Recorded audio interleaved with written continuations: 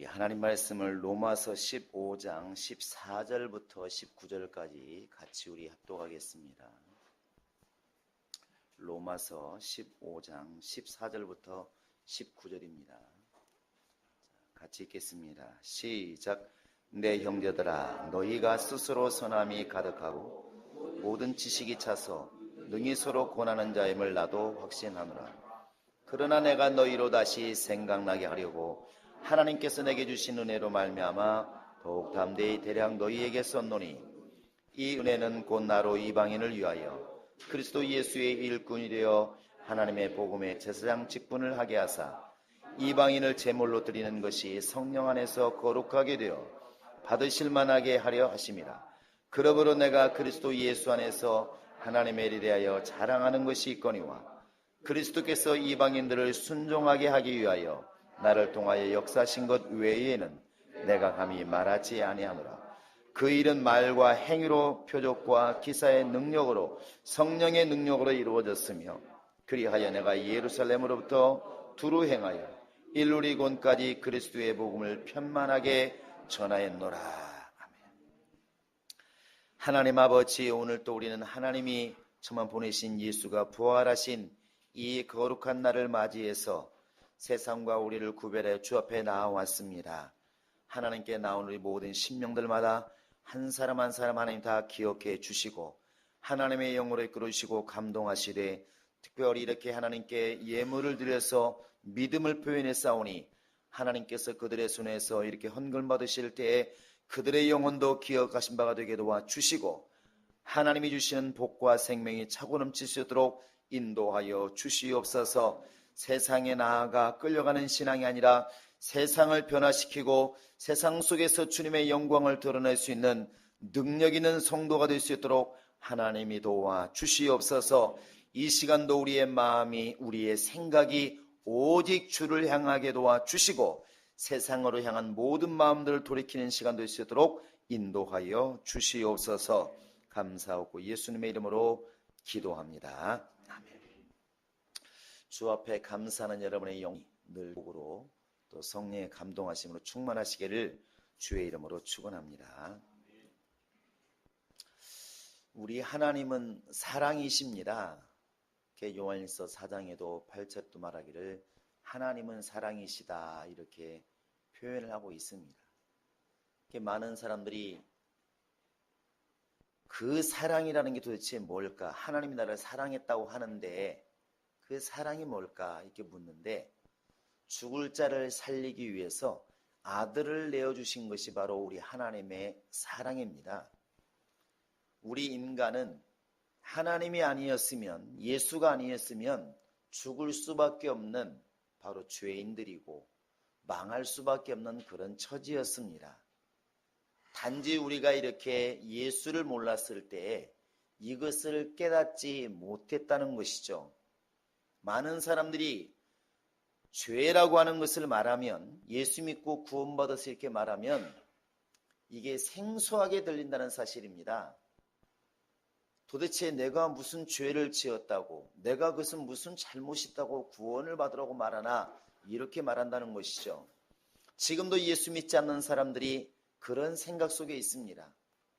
우리가 무슨 죄가 있다고, 내가 무슨 죄가 있다고, 내가 죄인일 것 같으면 모두가 다 죄인일 것이다, 이런 당당한 말들을 하는데, 내가 깨닫는 죄가 없다고 해서 죄가 없느냐? 아니라는 것이죠. 여러분, 오늘날 우리나라가 이제 그나마라도 복지가 나름대로 잘 되어 있어서 보통 40 넘어가면 2년에 한 번씩 건강검진을 이렇게 받게 합니다. 그래서 이렇게 이제 홀수 나이에는 홀수해, 짝수 나이는 짝수 나이 이렇게 건강검진을 받는데, 사람들이 병원에 가기 전에 다 나름대로 건강하다고 합니다. 그런데 병원에 가서 다 검진을 받으니까 의사가 말을 하죠. 재검을 해봐야 되겠습니다. 아니면 빨리 큰 병원 가보시기 바랍니다. 이렇게 말하죠. 그러고 나서 다시 재검해 보니까 무슨 암입니다. 이런 이제 검진 결과가 나왔을 때 깜짝 놀라죠. 근데 잘 생각해 보시면 이 사람이 병원에 가기 전까지 자기는 건강한데 그냥 나라에서 받으라고 하니까 받으러 간다, 이렇게 생각했지 자기가 지금 아픈 사람이라는 것을 알았느냐는 것이죠. 그와 같이 내가 지금 건강하다고 생각해서 정말 건강할까? 그건 별개 문제라는 것입니다. 또 우리가 예수를 모를 때 나는 죄가 없는 사람이다, 나는 깨끗한 사람이다, 이렇게 스스로가 생각할지라도 하나님이 판단하시는 판단은 죄라는 것입니다. 의인은 하나도 없다. 결국 우리 인간은 깨닫지를 못하고 있었지만 바로 죄로 인해서 죽을 수밖에 없는 그런 존재였다는 것입니다. 그런 죄인들에게 하나님이 예수를 보내어서 피 흘려 죽게 하시고 우리 영혼을 이 예수의 피로 우리를 대속하신 이것을 우리는 은혜라 이렇게 이야기를 하는 것입니다. 이 은혜를 깨닫는 분량에 따라서 하나님의 일하는 분량이 달라집니다. 교회는 정말 이 은혜 받은 사람들에 의해서 유지가 되어지고 은혜 받은 사람을 통해서 일하고 은혜 받은 사람을 통해서 하는 역사가 이루어집니다. 그래서 세상에서는 얼마나 돈을 가지고 있느냐, 얼마나 권세가 있느냐, 권력이 있느냐, 이게 매우 중요하지만 교회 안에서는 은혜 받은 체험이 있느냐는 것입니다. 네가 은혜 받은 경험이 있느냐는 것입니다. 네 영혼에 지금 은혜가 있느냐는 것입니다. 은혜가 고갈되면 나오는 것은 불만과 불평과 어려움밖에 없습니다. 그러나 은혜가 차고 넘치면 기쁨이 막 차고 넘친다는 사실입니다. 히브리서 11장 36절입니까? 이렇게 가보면 이런 말씀이 있습니다. 같이 한번 찾아볼까요? 히브리서입니다. 히브리서 11장을 한번 해보시기 바랍니다. 우리가 참 지금도 고생하고 어렵다고 그렇지만, 자, 우리 한번 36절부터 38절까지 읽어보시겠습니다. 자, 시작. 또 어떤 이들은 조롱과 채찍질 뿐 아니라 결박과 옥에 갇히는 시련도 받았으며 돌로 치는 것과 톱으로 켜는 것과 시험과 칼로 죽임을 당하고 양과 염소의 가죽을 입고 유리하여 궁핍과 환난과 학대를 받았으니 이런 사람은 세상에 감당하지 못하느니라. 그들이 광야와 산과 동굴과 토굴에 유리하였느니라. 세상이 감당하지 못할 신앙을 이렇게 이야기하고 있습니다. 그런데 그 사람들이 당한 고통이 얼마나 큰지, 돌로 침을 당하고 톱으로 허리를 잘려서 죽이고, 그리고 이 살아있는 사람을 갖다 이 더운 이 광야에서 그냥 바로 양을 가죽 벗겨서 사람에게 입히면 이게 말라가면서 사람을 쪼여서 죽인다고 그럽니다. 그렇게 고통스럽게 죽이고 돌로 쳐서 죽이고 사람을 불태워 죽이고 사자밥으로 주고, 이런 어마어마한, 정말 상상만 해도 소름이 끼치는 이런 일들을 겪게 하는데, 그 겪는 사람들이 그럼에도 불구하고 예수를 부인하지 않고 오히려 하나님을 찬양하면서 그 신앙을 견뎠다는 것이죠. 이겼다는 것입니다. 그런데 생각해보면 어디에서 이런 힘이 나오느냐 하는 것이죠. 어디에서 이렇게 돌로 침을 당하면서도 스데반처럼 주 예수를 내가 보고 있다, 이렇게 말할 수가 있을까? 어디서 이렇게 사자밥이 되어가는 순간에도 찬양을 하면서 순간할 수 있을까?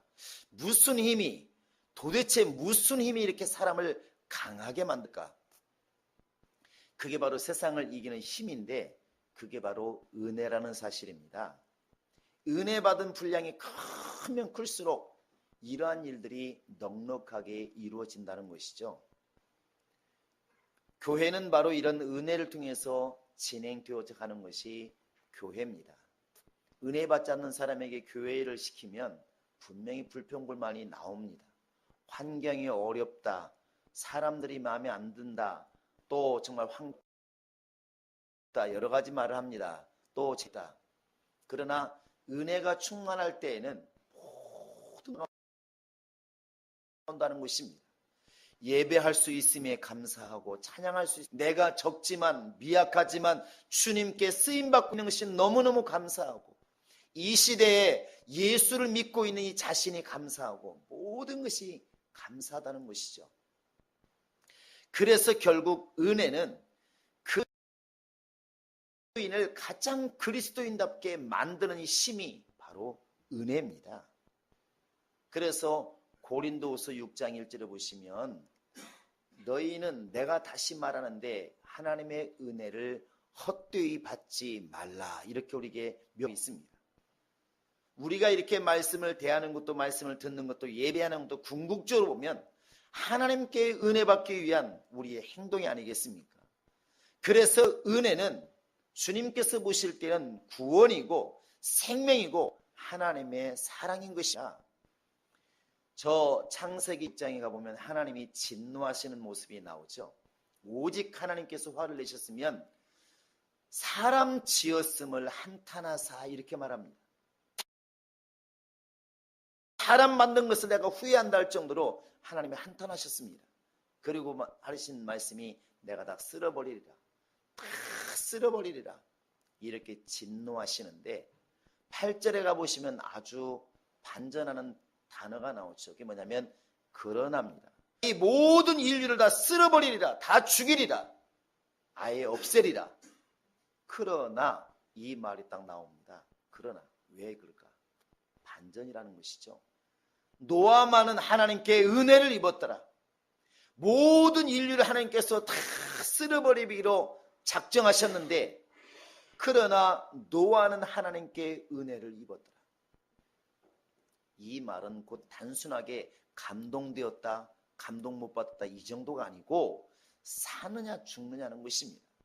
하나님께 은혜 받은 노아는 살게 된 것이고, 은혜를 받지 못한 모든 인류는 그냥 물에 쓸려 죽임을 당하는 겁니다. 단순히 은혜가 오늘 내가 감동이 있었다 없었다 지금 이 정도를 말하는 것이 아니라 죽느냐 사느냐, 구원받느냐 구원받지 못하느냐, 이 엄청난 사실을 가르고 있는 게 뭐냐? 은혜라는 것입니다. 한동안 우리나라가 이렇게 80년대 부흥하고 성장할 때 이런 말들을 참 많이 들었습니다. 집사님, 소원이 뭡니까? 그러면 일생 동안 내가 정말 교회 하나 지어놓고 가는 것이 우리의 소원입니다, 이런 말들 많이 했어요. 지금도 그런 경우 있습니다. 우리 교회도 그런 분이 많으면 참 감사하겠습니다. 그래서 예수 믿고 나니까 너무 주님의 은혜가 감사해서 정말 내가 일생 동안 내가 성전 하나 지어놓고 가는 것이 내 소원입니다, 이런 말 많이 하더라고. 그런데 성경은 그러한 일도 은혜가 있을 때 가능하다고 말하고 있습니다. 사도행전 7장 46절에 가보면 다윗의 이야기를 쓰고 있습니다. 다윗이 가만히 보니까, 하나님을 잘 섬기면서 보니까 자기는 굉장한 왕궁에 살고 있는데 하나님의 성전은 성막, 그 당시 성막이었으니까 천막으로 지금 되어 있다는 것입니다. 나는 지금 이렇게 좋은 집에 사는데, 왕궁에 사는데 하나님을 섬기는 하나님의 집은 아직도 천막이다. 어떻게 이럴 수가 있는가? 내가 하나님의 집을 잘 지어야 되겠다, 성전을 잘 지어야 되겠다, 이런 마음을 먹었습니다. 그래서 자기가 지으려고 했지만 하나님께서는 피를 많이 흘렸으니까 너는 안 되고 자식 때 짓는다 해서 솔로몬이 짓게 되는데, 다윗은 성전을 짓지는 못했지만 백향목이라든지 금이라든지 은이라든지 성전을 지을 수 있는 모든 재료를 다 준비해 주었습니다, 다윗이. 그런데 사도행전 7장 46절은 뭐라고 써있냐면, 바로 다윗에게 하나님의 은혜가 있으니까, 하나님의 은혜가 다윗에게 있으니까 바로 다윗이 성전을 건축할 마음이 있었더니, 이렇게 말하고 있습니다. 이걸 잘 들어보면 하나님의 은혜가 다윗에게 충만히 임하니까 다윗의 마음에 어떤 마음이 드냐면, 야, 주의 성전을 지어야 되겠다, 이런 마음이 들더라는 것이죠. 그러니까 주님의 일하고 싶은 마음도 은혜가 충만할 때 나오는 것이지, 은혜가 사라지면 모래가 나간 그런 바닷벌에 바위밖에 안 남는 것처럼 은혜가 사라지면 절대로 주님의 일하고 싶은 마음이 일어나지를 않는다는 것입니다. 극단적인 이야기로 하나님의 은혜가 없는 불신자들이 주의 일을 하려는 마음이 일어나겠습니까? 그런데 우리가 기도하며 말씀 보며 회개하며 충만하면 충만할수록, 성령으로 충만하면 충만할수록 가슴 속에 뜨겁게 일어나는 게 뭐냐면 주의 일하고 싶다는 것이죠. 교회도 짓고 싶고 더 많이 돈 벌어서 더 많은 사람 도와주고 싶고 전도하는데 막 헌금도 하고 싶고 전도도 하고 싶고 직장 나가고 있을지라도 직장을 다 포기해서도 빨리 주일 하고 싶고 그런 마음이 막 불듯이 일어나지 않겠습니까? 어디서 그게 출발하느냐? 은혜에서 출발한다는 사실입니다. 그래서 교회는 은혜를 끼치는 곳이고 은혜를 받는 곳이 바로 교회입니다. 많은 사람들이 얘기하지 않습니까? 야, 마리아가 병원한 처녀인데 어떻게 그렇게 아이를 낳으려고 하는 그런 용기를 냈을까? 누가복음 1장에 보시면 마리아에게 분명히 말합니다. 천사가 와서 하나님의 은혜를 받은 마리아여, 네가 하나님께 은혜를 입었느니라 이렇게 말합니다. 하나님의 은혜를 입으니까 그런 인간의 고통, 두려움이 넘어가게 되는 것입니다. 누가복음 2장에서 분명히 말합니다. 예수님이 누구신가? 하나님의 은혜가 그 위에 머물러 있더라. 예수가 어릴 때부터 자라면서 키가 자라면서 지혜가 충만해지고 하나님과 사람 보기에 사랑스러운데 왜 그렇게 되느냐? 하나님의 은혜가 그 위에 머물러 있더라. 하나님의 은혜가 머무르면 하나님과 사람 보기에도 사랑스러워져 가는 것이 열매라는 사실입니다. 결국 우리가 주님께 사모하고 사모하는 게 뭐냐면 주님의 은혜입니다. 예수님이 누구시냐? 은혜가 풍성하신 하나님, 은혜와 진리는 예수로 말미암아 온 것이라고 말하고 있는 것처럼 예수가 누구냐?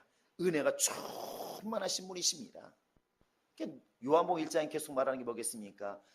모세는 우리에게 율법을 전해 주었지만 예수는 은혜와 진리를 전해 주신 분이시다. 그 안에 은혜와 진리가 충만하다. 지금 우리가 주의 일이 버거운 것은 환경도 물질도 건강도 아니라 은혜 부족입니다. 은혜 부족입니다. 은혜가 충만하면 속에서부터 터져나오는 기쁨이 있다는 것이죠. 주일하고 싶은 욕구가 일어난다는 것입니다. 그래서 은혜가 뭐냐? 결국 주일하게 만드는 힘입니다. 힘. 여러분 오늘 본문을 다시 한번 이렇게 16절을 한번 또박또박 한번 읽어보겠습니다. 자, 오늘 본문 16절입니다. 자, 시작. 이 은혜는 곧 나로 이방인을 위하여 그리스도 예수의 일꾼이 되어 하나님의 복음의 제사장 직분을 하게 하사 이방인을 제물로 드리는 것이 성령 안에서 거룩하게 되어 받으실 만하게 하려 하십니다. 여기 보시면 이 은혜는 그 다음에 답을 말하고 있습니다. 우리나라 말로 보면 문장에 보면 은혜는 이 주어입니다. 주어. 그 은혜가 어떻게 되었느냐를 설명한 게 뒤인데 이 은혜가 곧 하나님으로 말미암아 내게 주신 이 은혜가 내게 주신 은혜가 나로 말미암아 예수의 일꾼이 되게 하고 복음의 제사장 되게 하고 하나님의 일을 하게 만드는 그 힘이 되었다. 지금 바울은 이렇게 말하고 있습니다. 이것을 바꿔 생각하면 예수님의 일꾼이 되는 것도 복음의 일꾼이 되는 것도 하나님의 은혜가 있어야 가능하다는 것이죠. 우리가 이렇게 슈퍼에 갔을 때 돈이 있어야 물건을 살 수 있는 것처럼 은혜가 있어야 주의 일은 할 수 있는 것입니다. 제가 하나님의 일은 여러분 그러면 은혜로 이렇게 하시기 바랍니다. 하나님의 일은 은혜로. 제가 적게 되면 크게 하시면 좋을 것 같습니다. 하나님의 일은 은혜로. 오직 은혜입니다. 그러나 우리가 가장 하나님께 죄송스러운 게 뭐냐면 이 은혜를 너무나 이렇게 망각한다는 사실입니다. 앞으로 우리가 영하 10도 내려갈 날을 경험하겠지만 영하 10도 내려갈 때 너무 추울 때 누군가가 외투 하나만 벗어줘도 우리는 단박에 말합니다. 뭐라고 말합니까? 너무너무 고맙습니다. 추울 텐데 이렇게 옷을 벗어주시다니 너무 고맙지 않습니까? 너무 감사합니다. 너무 배고플 때 밥 한 끼만 사줘도 우리는 두고두고 얘기를 합니다. 너무너무 고맙다고 감사하다고.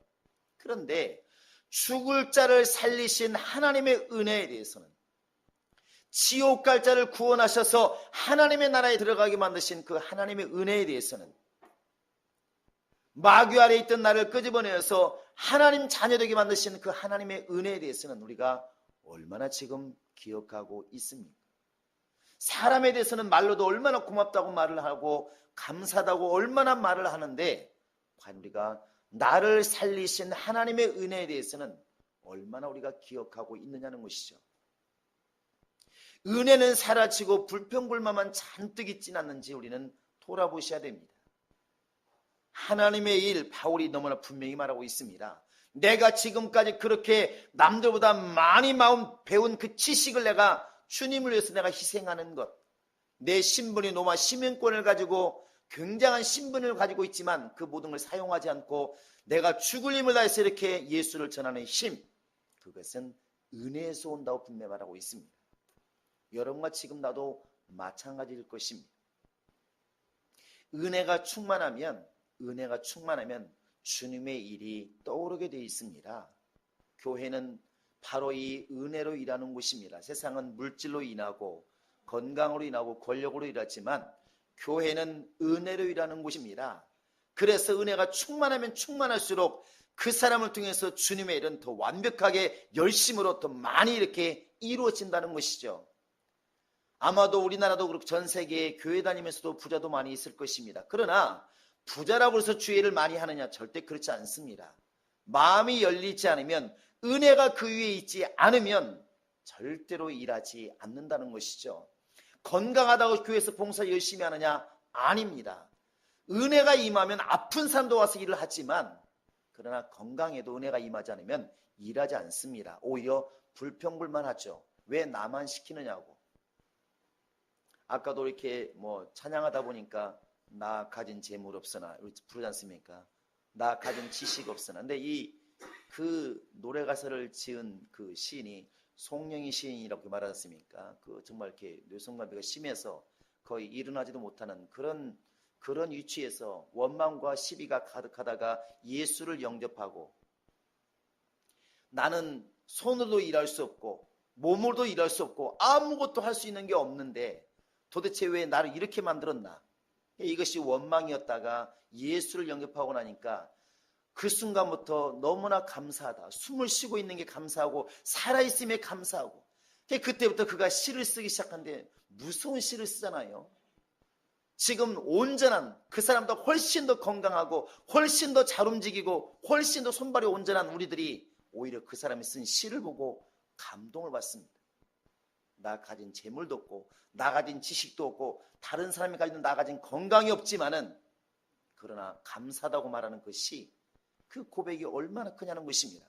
은혜가 임하니까, 하나님의 은혜가 임하니까 처음에는 정말 남들보다 부족한 모습, 남들보다 연약한 모습, 병든 모습, 움직일 수 없는 그 몸이 어찌면 괴롭고 이렇게 태어난 것이 원망이었지만, 하나님의 은혜가 임하니까 이것이 얼마나 감사한 일인지, 얼마나 감사한 일인지. 은혜가 이렇게 사람을 무섭게 바꾸는 것입니다. 오늘 우리 속에 만약에 감사하는 것보다 불평불만이 많다면 우린 지금 돌아보셔야 됩니다. 다른 걸 돌아보는 게 아니라 지금 내가 예수를 영접하고 하나님 신 내게 은혜를 지금 망각하고 있지는 않는지. 그래서 은혜를 헛되이 받지 말라, 이렇게 성경은 경고하고 있는 것입니다. 바울은 그 고린도전서 15장 10절에서 너무나 잘 알고 있는 이런 고백을 합니다. 나의 나된 것은 다 하나님의 은혜로 된 것이니, 이렇게 말합니다. 돈을 많이 번 사람이, 이야, 내가 정말 죽을 힘을 다해서 밤을 새워 일했더니 나는 이렇게 돈을 벌었다, 이렇게 말하지 않고, 지금 내가 많이 돈을 번 것도 다 하나님의 은혜로다. 내가 지금 이 자리에 있는 것도 다 하나님의 은혜로다. 나의 나된 것은 다 하나님의 은혜로 된 것이다. 이렇게 깨닫는 것이 믿음이고, 그 은혜가 바울처럼 이런 일들을 이렇게 하게 만드는 것입니다. 우리 교인들에게 지금 바로 필요한 것은 이 은혜를 회복하는 겁니다. 말로만 은혜가 풍성한 하나님은, 이렇게 찬양하는 게 아니라 이것이 우리의 진정한 마음의 고백이 되어야 되겠죠. 정말 나의 나된 것은 다 하나님의 은혜로다. 바울이 말하는 것처럼 이렇게 우리가 교회 안에서 막 헌신도 열심히 하고 물질도 드리고 몸으로도 죽도록 헌신하면서 사람들이 묻습니다. 야, 도대체 그렇게 힘든데도 어떻게 이렇게 열심히 일하느냐고 물었을 때, 다 이것은 하나님의 은혜이기 때문에 가능한 것입니다. 은혜 받으니까 이것이 힘들지 않습니다. 이렇게 말할 수 있는 신앙이 온전한 신앙 아니겠습니까? 우리 성도들에게 이런 믿음이 있기를 주의 이름으로 축원합니다. 마리아도 다윗도 예수님도 각자 하는 일은 달랐습니다. 성전을 지은 사람, 예수를 태어나게 만든 사람, 인륜을 구원하신 분, 다 하는 일이 다르지만 분명한 것 한 가지는 하나님의 은혜가 그 위에 머물렀더라. 하나님께 은혜를 받은 사람이더라. 하나님의 은혜가 그 위에 있으니까 성전을 건축할 마음이 생겼더라. 이거 아니겠습니까? 너무나 도식은 쉬운 겁니다. 은혜 받으면 하나님의 일을 하고 싶고, 은혜 받은 사람은 하나님의 일을 하고, 은혜 받은 사람은 하나님께 감사한다는 사실입니다. 이건 너무나 분명한 것입니다. 여러분과 지금 내가 정말 주님께 쓰임받고 주님께 복을 받는 것, 첫 번째 비결은 은혜 받는 것입니다. 여러분, 그래서 세상 다른 건 다 양보해도 은혜 받는 일에 있어서는 양보가 없기를 바랍니다. 할렐루야. 아멘을 크게 보시기 바랍니다. 은혜 받는 데는 1등하자. 시작. 은혜 받는 데는 1등하자. 1등할 태도가 이런지는 모르겠지만 더 한번 강하게 내 영혼아 은혜 받는 데는 1등하자. 시작. 내 영혼아 은혜 받는 데는 1등하자. 내 영혼아 은혜 받는 데는 1등하자. 여러분, 그래서 목사가 혼낸다고 늦게 올 거 일찍 오고 이런 것도 괜찮지만 여러분, 주일날이라든지 말씀을 대할 때라든지 항상 은혜 받는 것을 방해하는 것들은 멀리 하시기 바랍니다. 뒤에 앉아서 자꾸 앞 사람 파마만 얘기하지 마시고 그게 걸림되걸랑 맨 앞에 오시기 바랍니다. 대답을 안 하시네. 뒤에서 아멘 할 줄 알았더니. 그렇게 되시기 바랍니다. 지각해서 마음이 헐레벌떡 다급하면 다음부터 일찍 오시 차라리 교회에서 쉬는 게 훨씬 낫습니다. 차 한잔 마시면서 예배를 준비하는 사람이 훨씬 더 은혜에 가깝다는 것입니다. 왜 부모들이 핸드폰을 못 만지게 하고 아이들을 컴퓨터 못하게 하고 왜 게임 못하게 하나요? 그것을 하게 되면 마음을 빼앗겨서 공부를 하기 힘드니까 그런 것들을 차단하는 거 아니겠습니까? 그러면 우리가 은혜 받는 일에 있어서 방해되는 게 있다면 점점 더 잘라야 맞지 않겠습니까? 그러니까 죄가 은혜 받는 것을 방해하니까 죄를 회개하는 것이고, 교회를 멀리하면 교회에서 은혜를 우리가 받지 못하니까 교회를 가까이 하는 것이고, 점점 더 은혜 받는 일에 가까이 가는 것입니다. 사람도 보면 누구를 가까이에 따라서 언어가 달라집니다. 우리 옆 사람 다시 한번 보시면서 집사님이 함께해서 감사합니다 인사 한번 해보시기 바랍니다. 여러분 잘 생각해 보시기 바랍니다. 늘 이렇게 보면은 따라서 해보시기 바랍니다. 가죽집에 들어갔다 나오면 가죽 파는 집에 들어갔다 나오면 가죽을 사지 않아도 가죽 냄새가 나고, 향수 파는 집에 들어갔다 나오면 향수를 사지 않아도 향수 냄새가 난다. 이게 유대인들의 격언이라고 하죠. 술 친구와 매일 어울리다 보면 나중에 어떻게 된다고? 술꾼이 됩니다. 말씀 잘하셨습니다. 여행을 좋아하는 사람하고 매일 어울리다 보면 뭐 한다고? 언제 보니까 비행기표를 끊고 있습니다. 그럼 그렇게 될 수밖에 없습니다. 그 사람이 되어 있습니다. 영화를 좋아하는 사람을 사귀다 보면 언제 순간에 보니까 극장에 앉아 있습니다. 그게 그렇게 나도 분명히 받는 게 있고 주는 게 있기 때문에 그렇게 된다는 것이죠. 사람이 보면은 교회에서도 마찬가지입니다. 예수님께서 항상 예수님을 대적하는 게 빌라도와 헤롯인데 원래 둘이 앙숙입니다. 앙숙. 하나는 유대인들이 대표고 하나는 로마에서 파송한 총독이기 때문에 둘이가 안 맞는 게 맞습니다. 그런데 언제 친구가 되었더라? 예수님을 죽이는 문제에서는 생각이 같은 거예요. 성경 그렇게 기록하고 있습니다. 그날에 둘이가 친구가 되니라 이렇게 되어 있습니다. 무슨 말이라고요? 교회 안에서도 마찬가지 않겠습니까? 우리가 이렇게 믿음의 사람들을 자꾸 대하고 믿음의 말을 계속 듣는 사람은 이 언어가 믿음의 언어가 어느 순간부터 나오기 시작한다는 것이죠. 그런데 자꾸만 시없는 사람들, 불신자들만 대하다 보면 어느 순간인가 이 언어가 불신앙적인 언어가 자리 잡게 된다는 것입니다. 그러니까 경찰이라고 다 경찰이 아니더만요. 대민봉사를 하시는 분들은 언어가 굉장히 부드럽습니다. 아, 그러시죠. 이쪽으로 오세요. 그런데 범인들을 잡는 강도나 이런 범인들을 잡는 형사들의 입술은 굉장히 강합니다.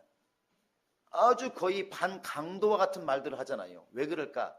그런 강력범을 잡다 보니까 강력범들의 언어를 쓴다는 것입니다. 제 말이 아니고 경찰들의 말입니다.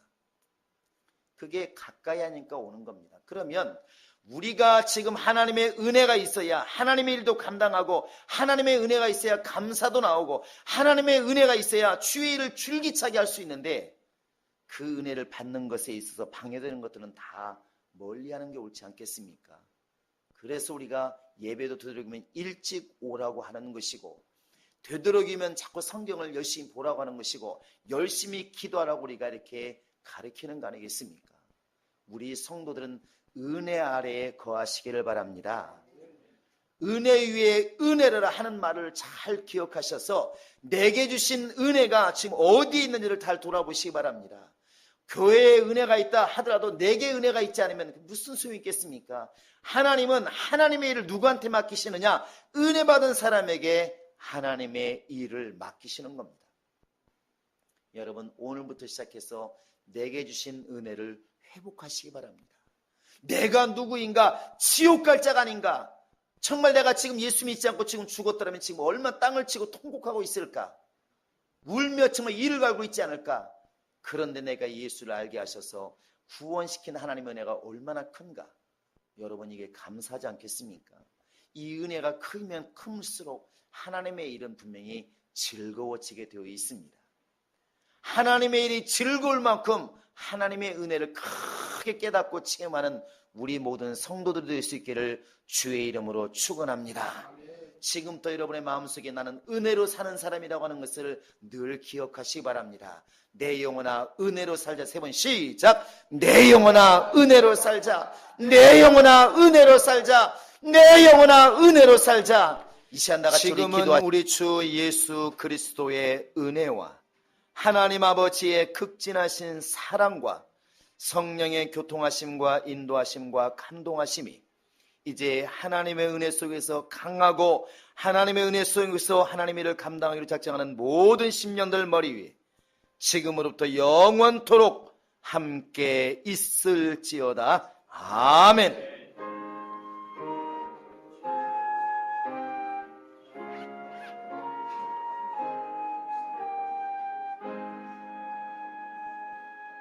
우리 하나님께 모든 영광 돌리겠습니다.